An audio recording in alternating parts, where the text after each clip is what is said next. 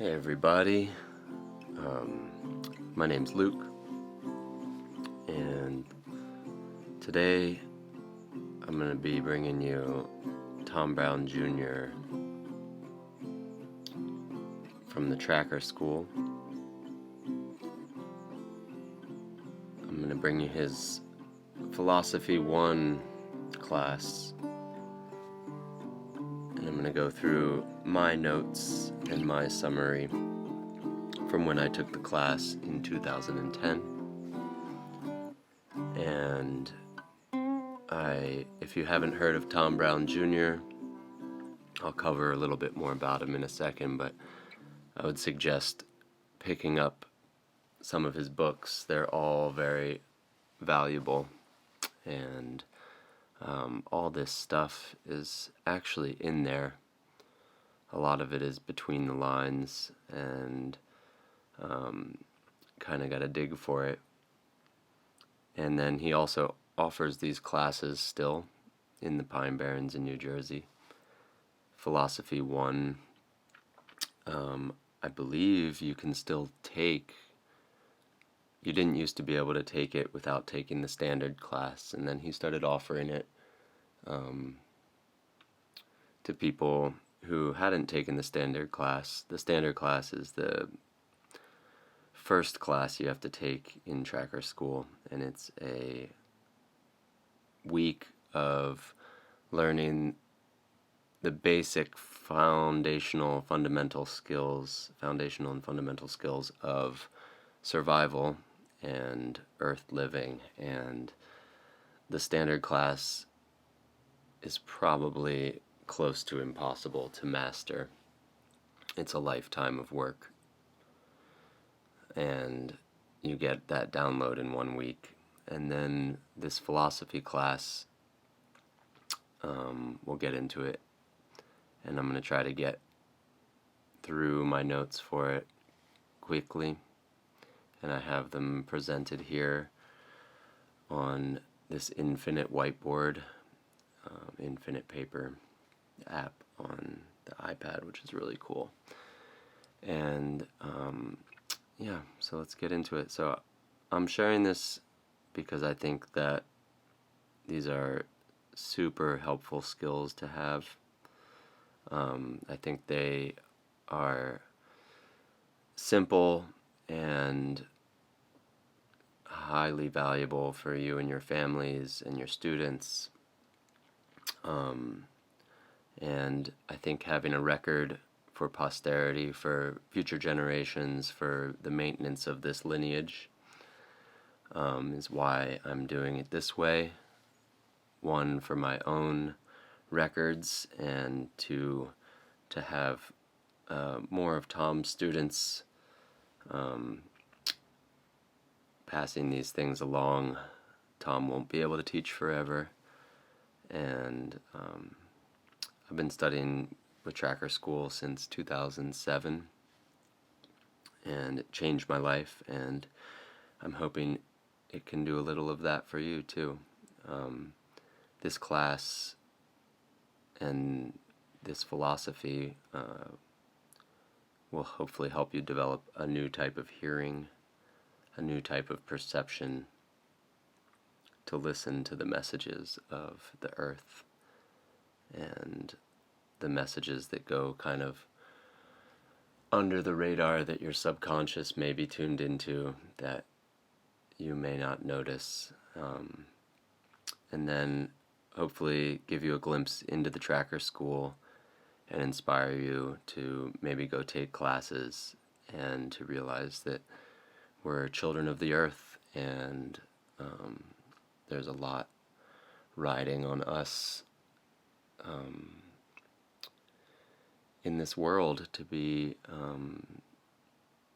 messengers and to be those who receive messages from the earth. And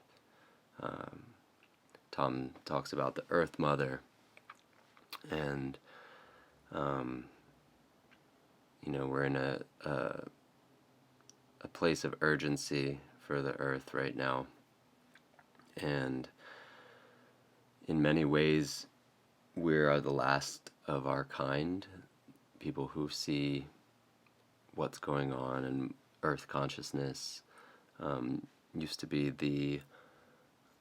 the way of being, the way that was common over the whole planet Earth. And that consciousness has been close to eradicated. There's not many people, including myself, who live in the old way. There's not many people left on the earth that know how their ancestors for thousands and thousands of years lived, and know the story of their ancestors and where they came from. But we are able to switch and to learn to listen in a new way. And I believe that our collective success is the only success, and at the same time that requires that everybody takes responsibility for their individual actions, and we celebrate each other, a collective celebration of who we truly are and how far we've come as a people and a species, and how precious knowledge is. That's a lot about what this podcast is and what my life is collecting and studying knowledge that is otherwise going to disappear if people aren't actively studying it. And a lot of that for me is movement practices. You can't write down a dance, and you can't write down practice. And Tom calls practice dirt time. You can't give people dirt time. You need to show them how to practice so that they can put in their own dirt time. And yeah, we're all bound together by the same spirit. And you'll hear this a lot in this summary. The spirit that moves through all things. We're all bound by that. So, a little about Tom Brown. Tom Brown Jr. grew up in New Jersey, and he met his teacher, Stalking Wolf, when he was 8 years old, I believe. And Stalking Wolf was a Lipan Apache. They also called him grandfather, and he was a grandfather to Tom's best friend. And they grew up studying under his guidance and tutelage, and in this lineage that grandfather was living.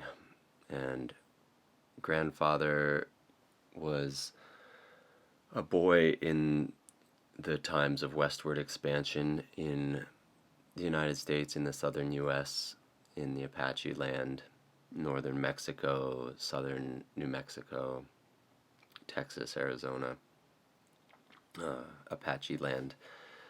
And grandfather had a vision when he was a child.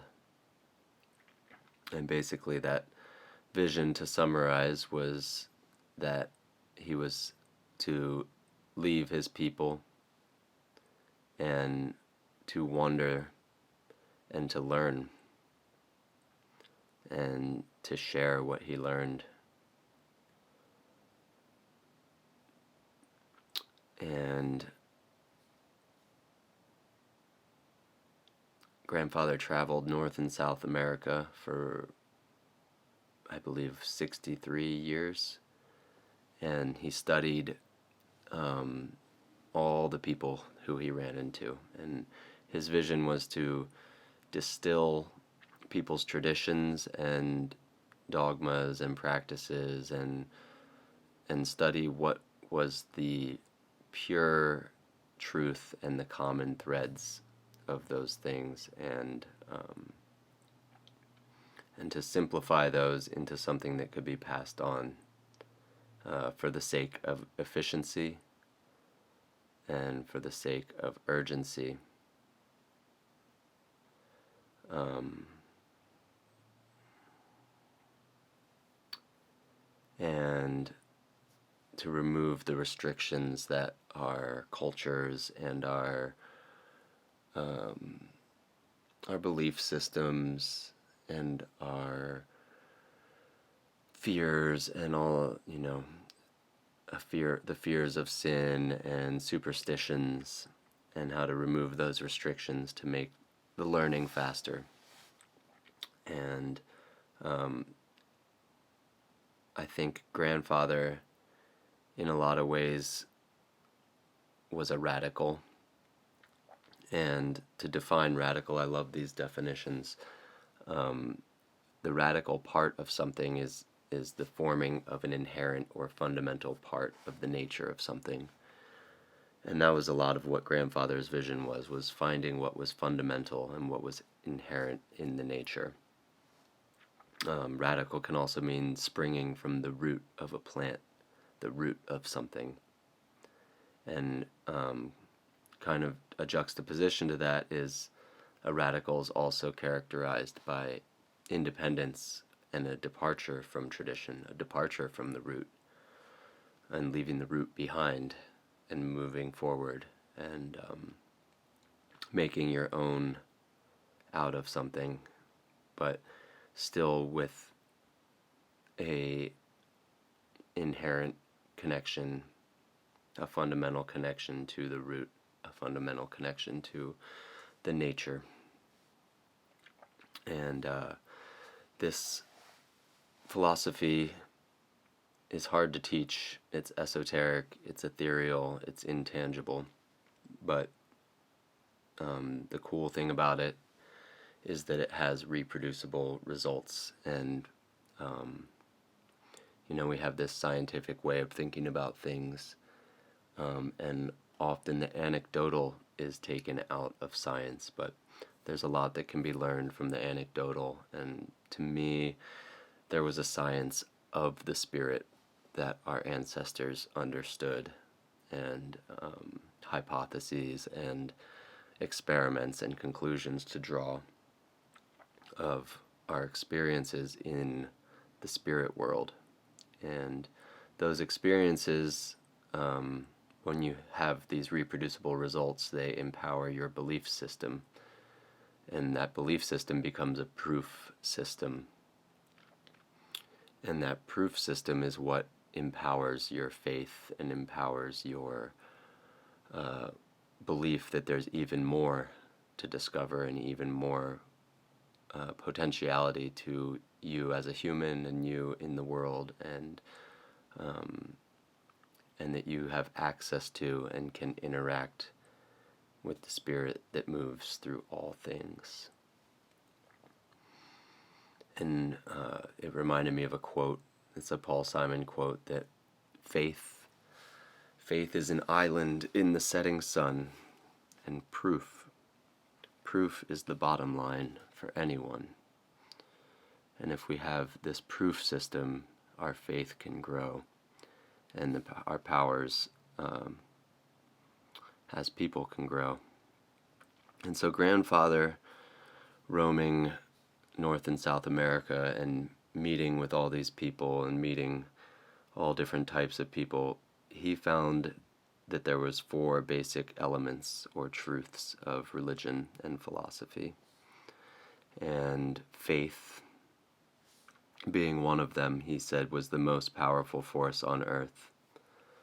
And passion being the second, and that faith was empowered by passion, and faith without passion is nothing. And that all religion and philosophy had a meditation of some sort, even if it was just a glimpse of meditation. They had a quieting of the mind that was always a part of the spirituality.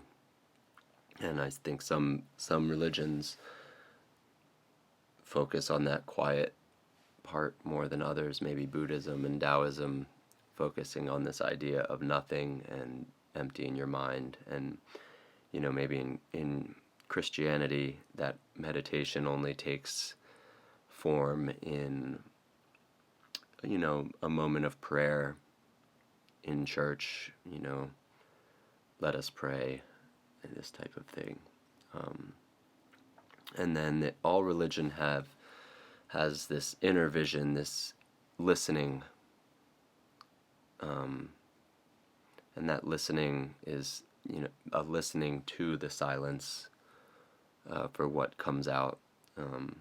I have a big philosophy of my own, or thing that I've discovered, is that music emerges from silence. And even this talk right now, before it starts, I'm getting very quiet and making sure the microphone works, and there's this silence in between that each word jumps out of, and that it's not ever really silence. There's always something inside of it.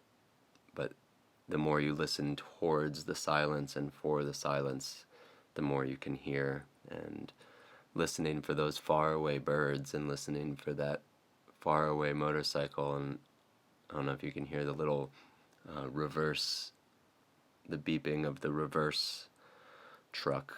There's a little concrete cement yard down below my house, and so just kind of tuning in to all the sounds, and then tuning into what isn't sound, what is beyond sound, and what the earth is saying, and what a spirit is saying, and that every religion has this listening, this hearing, and then also a visualization, a prayer, a communication outwards to the universe, to nature, and that takes different shapes as well, and different complexities and simplicities. So, to understand Grandfather's view of the world, we look at this this idea of man within the world, man and the world, and at the center, these are spheres, the spheres of man, the spheres within spheres. So, in the center is our physical body, and part of our physical body is maintained by our subconscious, our heartbeat, our breath, our digestion, these types of things. And that subconscious is also stretches out beyond our physical awareness of our subconscious. And this can kind of be described with when people are having, Tom describes this with this people having brain surgery, and I believe sometimes they keep these people conscious and kind of talk to them during the surgery, and sometimes people are able to recall memories with fascinating detail, and your subconscious memory has all your memories from your whole life in great detail, down to things that you didn't even know you noticed, or maybe you didn't notice, but you saw. Your subconscious saw them and heard them and felt them way beyond the constraints of your conscious physical awareness of things, down to the minute detail of how many mosquitoes and how many flies were in your vicinity, and very, very minute details, and your subconscious is always collecting those. And your physical body, the physical reality, has a sphere that Tom refers to as the force. Is everything in our physical world is part of the force and has a collective energy that illuminates and animates everything everything physical and everything alive has a piece of this energy and is surrounded and contains this energy. Surrounded by and containing. And that's the spirit that's in all things, the spirit that moves through all things. And then we have this spirit world, even beyond that force world. And Tom says this is a huge and dangerous world. And you're never alone there. And that this world also contains things that have never existed physically. So spirits that were brought into existence through actions or through other spirits or through words, through the esoteric. And that's hard to explain, and maybe something that you never will be able to explain, but for instance, your memories and the memory of all things that ever existed. So the memories of thoughts and the memories of feelings, and then spirit protectors of things, and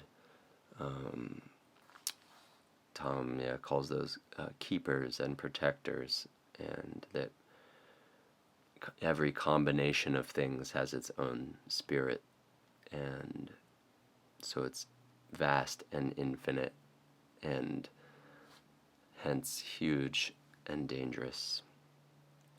And the more you get into this stuff, it's not a realm to mess around with. It's something to be respected.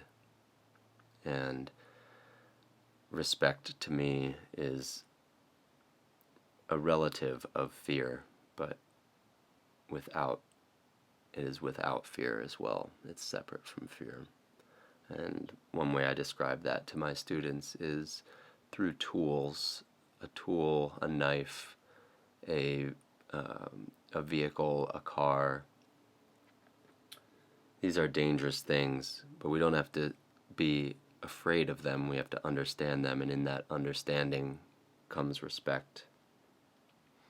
And beyond that, spirit is what Tom calls the void, the realm of the shaman, the realm of the beyond, the emptiness, the nothing, the Tao, perhaps.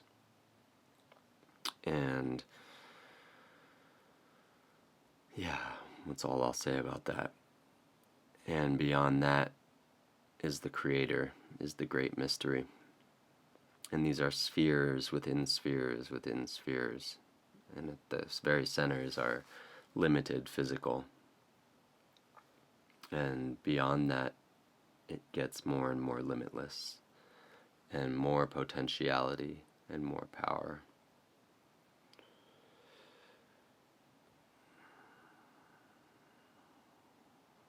So our access to those places, our access to our subconscious, our access to the force and the spirit, as I said, sound comes out of silence.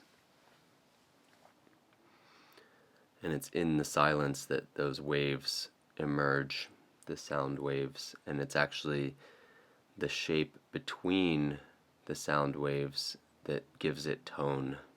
It's the space in between, the silence, the amount of silence in between the wave that gives it tone. And the sacred silence is purity. That silence is purity. And through dynamic meditation, we access that sacred silence, and that sacred silence becomes a dynamic meditation. And the sacred silence becomes a tool, a utility, and a bridge through all the levels, all those spheres have an access point. And the subconscious is that first access point. The subconscious mind holds all personal memory. You can relive personal memories. Our subconscious mind also has our primal instincts, our animal self. The subconscious mind, as I mentioned earlier, controls your body so that you don't have to think about digesting. And after you swallow your food, you don't have to guide it towards your stomach. You have a lot of muscles and things that are working beyond, and thank God. And your breathing is going to be an access point, because breathing is one of these things that you will do if you're not thinking about it. It will become subconscious, but we can very quickly bring our consciousness to our breathing. And heartbeat is similar. Controlling your heartbeat is a little bit different than controlling your breath, but it's very similar, that we can bring our consciousness to it and have a conversation with our heart to slow down, or to just tune in with it. Does a lot for our control and our relaxation. And the subconscious mind, like I said, is a receptor for the outside world, and we call that reception, that tuning in, inner vision. And I'll talk about that for a second. So inner vision is hearing the voice. Remember, I said at the beginning that I hopefully will give you some tools to listen in a new way, and to listen to the earth in a new way. And one of the reasons I'm sharing this is to hopefully turn on this inner vision for you, and hearing the voice of everything outside of yourself, listening beyond your thoughts, and listening beyond your ears, and listening beyond your senses, opening up the lines of communication. And that communication comes in the form of visions, and that can mean a few different things. Maybe just, visual things that jump into your brain. And then visions can also be something greater that's pulling you to have a purpose in this world. Your vision, capital V, and vision, lowercase v, being more visual idea. So inner vision communicates in visions. It communicates through your dreams, and that could be daydreams. That's your evening dreams that you wake up and still remember. And again, that could also be your dreams for your higher self, your dreams for improving yourself, your dreams for the world. Your inner vision communicates in signs. So maybe an animal that comes to visit you, or a leaf that falls in your lap, and learning how to read those signs and what they mean to you, and what maybe they mean to others as well. Inner vision communicates in symbols, so not symbols like letters, but again, connections between things, symbols that have meaning to you or to other people. And then inner vision also communicates in your emotions, your sadness and your happiness, or also through your feelings, a tingle in your spine, or goosebumps, or a turning in your gut. Emotions a little different than feelings, but related. And our goal is to, through this sacred silence and understanding how these communications are going to come, we're hopefully awakening ourselves to something we already have. We're not learning something new. we're learning a new way to access something that's already a big part of our life, whether we recognize it or not. And that's that understanding and respect forms, and the respect of what those communications mean, and understanding. So just to quick go into brainwaves a little bit, and maybe we'll cover this also another time, but we have these beta, alpha, theta, delta, and just a basic understanding. Beta is this waking, very calculating, fast-paced brain, agitated thinking, very common. It's our common way of going about the world, most people. And it's what Tom would refer to as the physical mind. And the alpha waves are a slower brain wave, and slower doesn't mean your thoughts are less efficient. It actually means that your body and your subconscious have more energy to do the calculations and do the things that they need to do. It's a more efficient way of being, and it opens you up to messages from your subconscious, that feeling of somebody looking at you and you turn and look right at them, more of that type of communication. We call this the spiritual mind. And then we have theta waves and delta waves, which are, almost sleeping, daydream, and then delta being deep sleep and REM cycles and dreaming. And we'll just leave that there for now. So as I said, grandfather figured out that all religion had meditation of some sort, and the 5 elements of all meditation as they were taught. The first being wide angle vision. And if you've read any of Tom's books, I hope you understand this idea a little bit. And if you haven't, basically the idea is activating your peripheral vision. It's a super foundational skill. It's how babies use their eyes, and it's how we use our eyes before we learn to read left to right and to focus lock on things.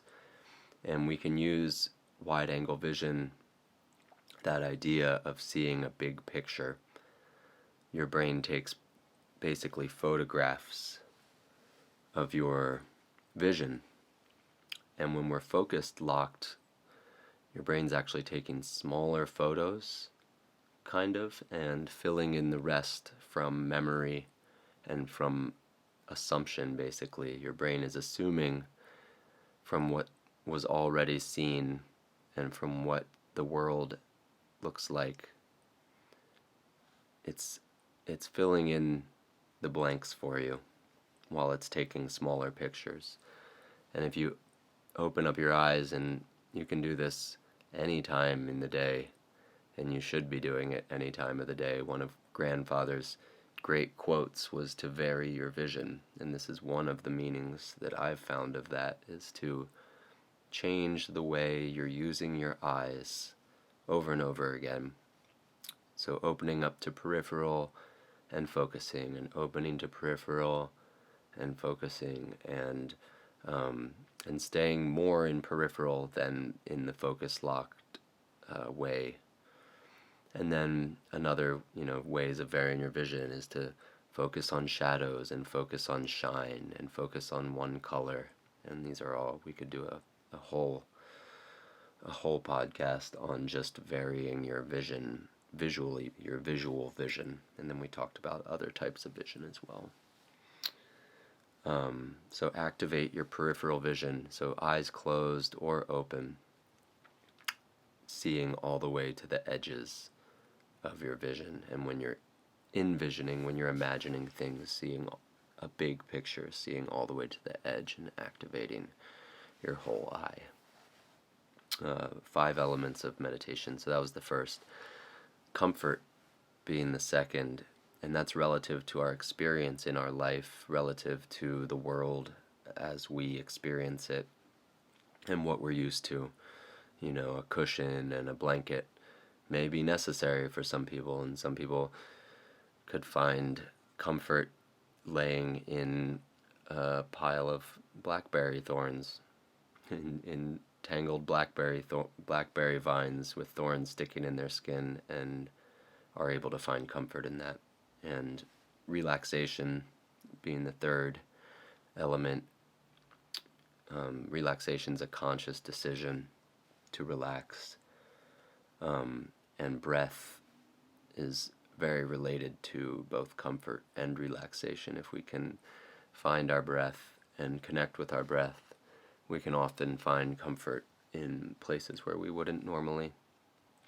And comfort and relaxation give us an access to body control and a necessity or a impulse to begin working with body control, which starts psychologically.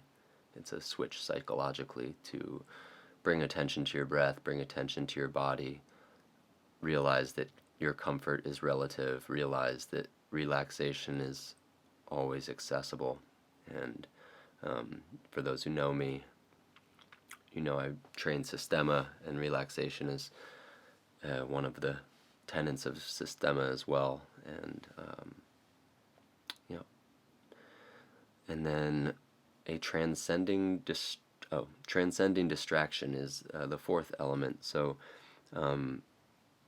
you know, this is the idea of your thoughts are clouds, and you know, look at the clouds passing by. As you know, you don't have to give your thoughts weight. They're going to pop into your brain the same way we talked about sound. The thoughts will emerge out of the silence. You might remember your shopping list, or you might remember something you forgot, but transcend that distraction. And as it says here, 98% of the time, that transcendence is just a passive acceptance that you're distracted. Just understanding that you're distracted and letting it pass will do the trick. And very rarely do you need to confront the distraction like itching your itch. Just observe the itch and don't scratch it, and it will eventually go away. And it's hard sometimes. That's a hard thing to do sometimes. Every now and then you have to confront the distraction, which would maybe bringing even more attention to it instead of allowing it to pass. You know, maybe understanding why that distraction is coming up, and maybe there's something that you need to adjust, and then the aggressive defeat of the distraction is a 0.5% of the time, and 98% of the time we're passively accepting, and 1.5% of the time we're confronting the distraction, and then 0.5% of the time we're going to aggressively defeat this distraction. And that might be itching your itch. That might be I had an itch right then and I just itched it. That might be confronting the distraction. Aggressively defeating it is kind of one of those times. Maybe anger is actually a useful tool. Anyway, enough on that. So the fifth element of distraction, the fifth element of meditation, the concentration point, or the focus. And there's a little story that I'll try to tell really quickly. But that focus could be your vision, you know, your purpose, your need in your heart, your purity in seeking the task at hand, how you've arrived at your task and how you've arrived at your meditation. In the Taoist meditations I've learned, they often start with really simple prayers of well-being and thanks and well-being. So thank you for the people who brought me these skills. Thank you for the people who passed these skills on. And I pray that everybody in the world has food and water. I pray that everybody in the world has joy and peace, and I pray that families stay together, and this very like easy to think of good well wishes for people. I often find that a good focus point for the beginning of my meditation. It kind of, again, puts the focus outside yourself and gives it a purpose of why you're doing this thing. And so the demon story, and I had down here in the beta waves that the beta brainwaves is kind of an uncontrolled demon, and the alpha brainwaves is a controlled demon. And just to quickly tell this story that Tom tells, and it's in Awakening Spirits. I would really suggest a lot of this. I think all of this stuff is in Awakening Spirits if you read it carefully. And in a lot of Tom's other books as well, he has a great way of hiding lessons inside of these books without saying too much. And I'm saying a lot more. I'm also trying to get through it quickly and not give away too much. And I hope this podcast is received well by the tracker community, but I see an urgency to get it out. And that's why I'm doing it. So this demon hair story, basically a man runs into this wizard in the forest, and the wizard awards him with this demon that can do all his tasks, or it's kind of a blessing and a curse, because he gets home and he asks the demon to build him a castle, and the demon's done building the castle in like 3 hours. And he's like, all right, prepare a dinner for my friends and invite them all over. And the demon cooks the dinner and goes and picks up all the friends. Everything's happening way too fast. And this man realizes there was a curse also, that this demon, if it doesn't have a task, is going to grow and become hungry until it consumes you. It's going to eat you if it gets to, if it doesn't have work to do. And so the man stops having tasks to do. He can't think of anything else, and he pretty much runs out of his castle and runs to try to find this wizard. And the wizard is in the middle of the trail, and he's like, I knew this would happen. However you want to tell this story, there's a little bit more play to it, but basically the wizard plucks out one of his curly wizard hairs, and he says, give this to the demon and tell him to keep it straight. And so the man goes back to his castle, and the demon's huge and is about to eat him. And the man cowers down and says, keep the hair straight, and gives him the hair. And the demon straightens it with his fingers and lets it go, and it falls to the ground and curls back up. And the demon picks it up. And this was a little bit of a magic hair, because he didn't put it through a hair straightener or anything. And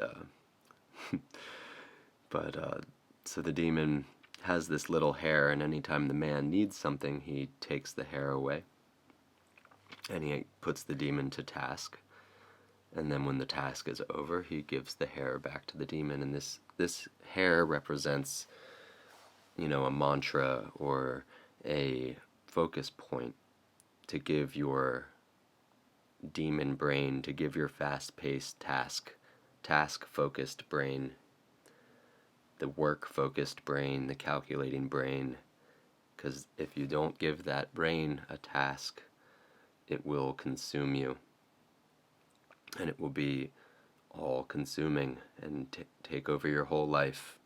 But at the same time, that it's not necessarily a demon if it's very useful.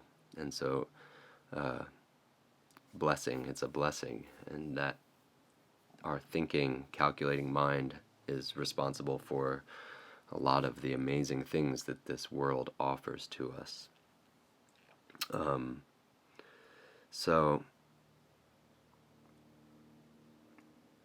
the spirit that moves through all things. When our demon is occupied with a hair, and our subconscious can reach out to the world, we have an access to a timeless and eternal place and a timeless and eternal thing that's our birthright to be part of that place. And some of the demons that can take over our life, they're real dangers, and they're very simple and very very difficult to defeat. And some of those demons, those three demons that we'll talk about, one is distraction. And the scary part of distraction is you don't notice when you're distracted. And you're distracted when you don't notice that you're distracted. And that is the danger of distraction. The next demon is self-doubt, and doubting our power, doubting our potential. And the third demon is temptation. And accessing the sacred silence and accessing the spirit that moves through all things is done easier when we have a purpose and a vision. And faith becomes more and more faith when we have belief and proof. And when we have faith with passion, these demons have much less power over us when we believe in ourselves, and when we have a focus on our purpose. We're able to transcend distraction.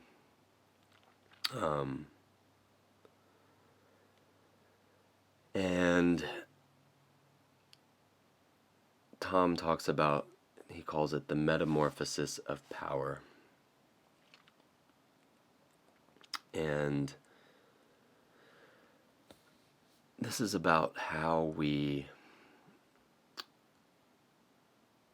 access and use our faith and the power of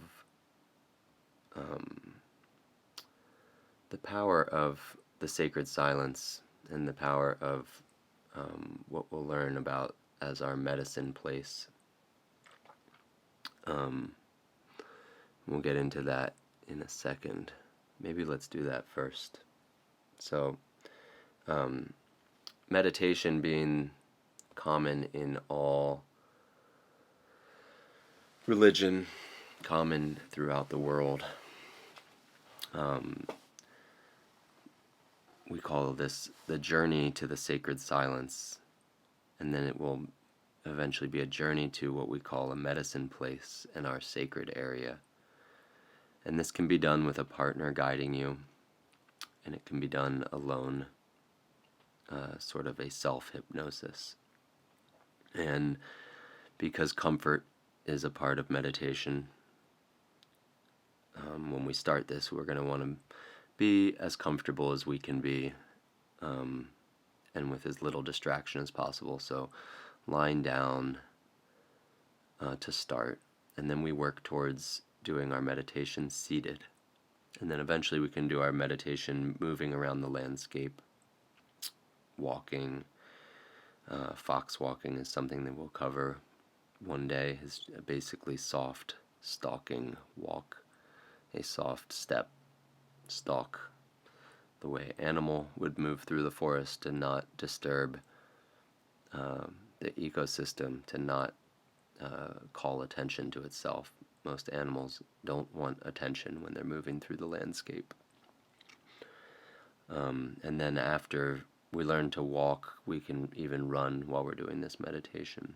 And I'm going to go over this meditation on its own podcast, on its own section, so you guys can follow along with it. But basically, we're training ourselves to access the sacred silence, eventually with just a breath. with a trigger. And once we have access to that sacred silence, we start to realize that visualization and our imagination is a big part of both relaxing our body and gaining body control. And then our imagination and visualization is an access point. Remember, we said that inner vision communicates in visions, dreams, signs, symbols, emotions, and feelings. And so when we understand that,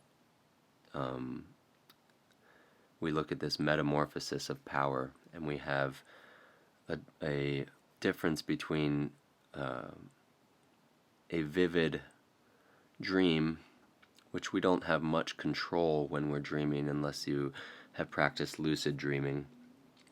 But even then, there might be elements of your dream that are more vivid that you don't have control of, that just kind of take shape the way your brain decides, or your brain perceives, perhaps.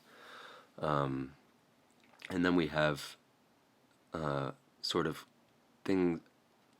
these things that have more control, like thoughts, and closing our eyes and using our imagination and having fantasies of, being powerful, or, imagining these things, pretending like the way kids do.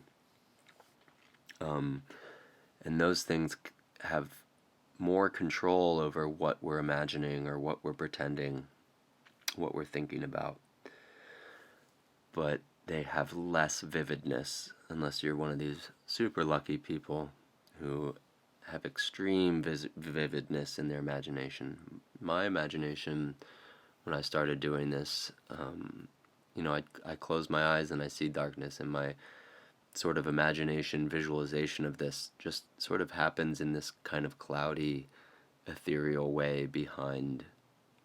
And if I use that wide-angle vision in imagining what I'm seeing, it does help bring a vividness, but it's nowhere near the vividness of a dream. And hallucination kind of maybe is in between that vividness and control. So Grandfather talks about prayer, and he defines, the way society views prayer is with words. I pray that ... and I hope that ... and he says prayer in its word form is sorry, I'm just trying to get my phone back on here as I'm recording on, making sure I'm still recording. Okay, good. So he says prayer is the word form of visualization, and thus it's ineffective, and definitely less effective. And that the way we see prayer as the word form, I pray that. And he says the real prayer is visualization. Prayer is visualization, and that two-dimensional visualization isn't good enough, that we want to envision and we want to be reliving. And Tom compares this to the difference between watching a two-dimensional movie of maybe a pirate ship. And if you're watching in the theater, you're in your seat in the theater and you have your popcorn.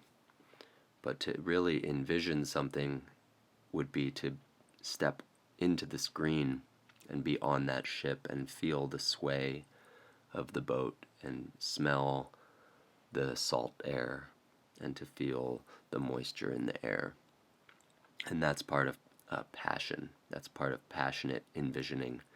And that's how you empower faith with passion, empower your envisioning with passion. And that's the key to making these prayers powerful, and making them empowered, and giving them an energy that goes out to the universe, an energy that goes out into the forest, and the way that you can listen to the forest also listens to you. And using that very detailed visualization is super powerful. And Grandfather called that empowered prayer. And whatever, he said, whatever is spiritually manifest becomes physically manifest, provided that it is empowered. Whatever is spiritually manifest becomes physically manifest, provided it is empowered.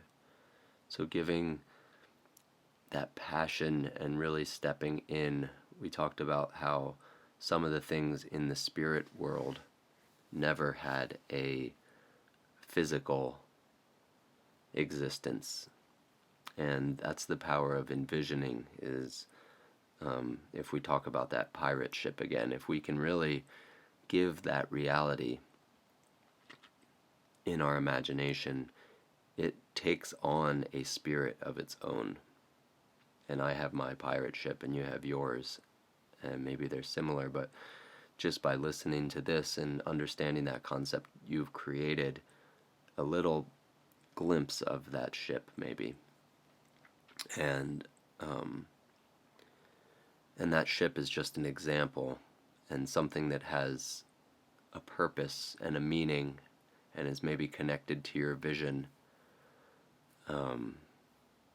is going to actually be empowered in the spirit, or empowered in the spirit that moves through all things in the force. And Grandfather says, the greater the need, the greater the results. So to empower something in spirit, we need the faith that it's even possible.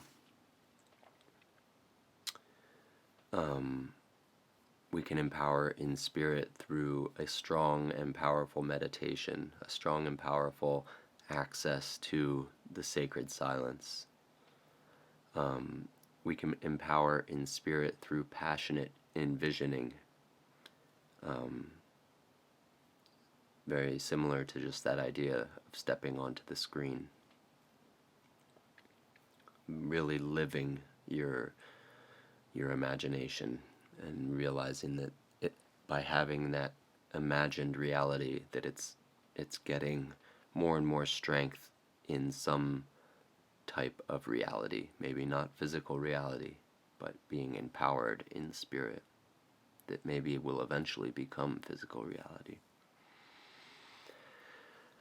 And empowering in that spirit is also done by an inner vision direction, a purpose and a need beyond self. So something that the earth needs, something that the creator needs, something that your friends and family or a stranger, something that has a great need. And that inner vision, when it calls out to you from the landscape, we talked about inner vision, a communication. When the earth is communicating, when a voice outside of yourself is communicating with visions, dreams, signs, symbols, emotions, and feelings, what is it communicating? Is there a direction that is needed? And that empowers prayer in spirit. To empower in the force, same, a strong faith, very strong faith, and a strong bridge, a strong meditation, strong sacred silence, subconscious mind, access to that greater power, and a passionate envisioning, again, and then a need. So we can empower a prayer in the force, in that surrounding and contained energy in all things. We can also empower a prayer in the spirit, in that next sphere beyond the force. And yeah, I believe that's pretty much where we're going to stop today. I want to go to this idea really quick before we're done. So this just positive feedback loop is just the self-feeding loop, right? And when we have faith and then we put out a little test to see, and one way to do this is to stop on a trail and close your eyes, and when you gain access to that sacred silence, trying to predict something that's ahead, or trying to fly forward on that trail and see what's ahead, and then do your walk and see if there's any confirmation of things. And this is just an example, but having faith in these mechanisms, and then that feeds your belief system, and then now that your belief system has been fed, your faith grows in the potential of your imagination, the potential of your prayers, the potential of what you're visualizing, and that the fuel of that cycle is passion, emotions and feelings, visions, dreams. What's fueling you, and the fuel of that cycle is a need and a purpose beyond yourself. And then that cycle also gets fueled by practice, and practicing, getting dirt time, as Tom would call it, training, journeying, wandering the landscape, giving yourself time to develop, and putting an intention into your development. And the way that I described in one of my podcasts and in my blog on my website is the idea of the sit area, and that's what I'm going to leave you guys with, is go sit in the morning. And I need to do this too. Wake up early and go sit a little bit before your day. Ideally, the sit spot is done in the dawn and the dusk, the sunrise and sunset. But you can do it any time, and 1 minute is better than 0 minutes, and 5 minutes is better than 1 minute, and 10 minutes is good, and 20 minutes is excellent. And if you want to put in time, your sit area will teach you about a lot of the things we covered today. And just by doing it, just by practicing, your faith and your belief will be fueled by that sit spot, and fueled by the power of the earth, and the power of the spirit, and the power of the sacred silence, and your inner vision. And the earth will communicate with you. And I hope this helped. I hope that we can continue on this path together. I'm going to do a journey to the sacred silence meditation, although Tom calls long form meditation, will be my next podcast. And that's going to be just the basic level. And if you're interested in going further with these things, I'd be happy to guide any of you guys further. And I would also suggest picking up Tom's books, and I would suggest going to the tracker school and taking classes. And it's a lot of time commitment and financial commitment. So I'm also trying to offer a glimpse into these things for the urgency of our times right now. I think these skills are amazingly powerful, and while we have the tools to share them in this way, I'm realizing we need to do that, and I need to do that. And that's what brought me here today. I hope you enjoyed it. Let me know if you have any questions, comment, like, subscribe, all the things, and share it with your friends and family, and get out there and do your dirt time and practice. And I wish you guys the best, and let me know how it goes. And if you have any questions, let me know. My name's Luke Heffley, and I'm in Grass Valley, California, and I offer classes online and this podcast and local classes in person for all kinds of things. So my name, lukeheffley.com. This podcast is on Anchor. I think it's on Spotify now. Should be on Apple Podcasts soon if I get a couple more episodes in. This is a YouTube also. All trying to get it everywhere. So again, much love to you guys. Hope you're well, and we'll do it again soon with the journey to the sacred silence.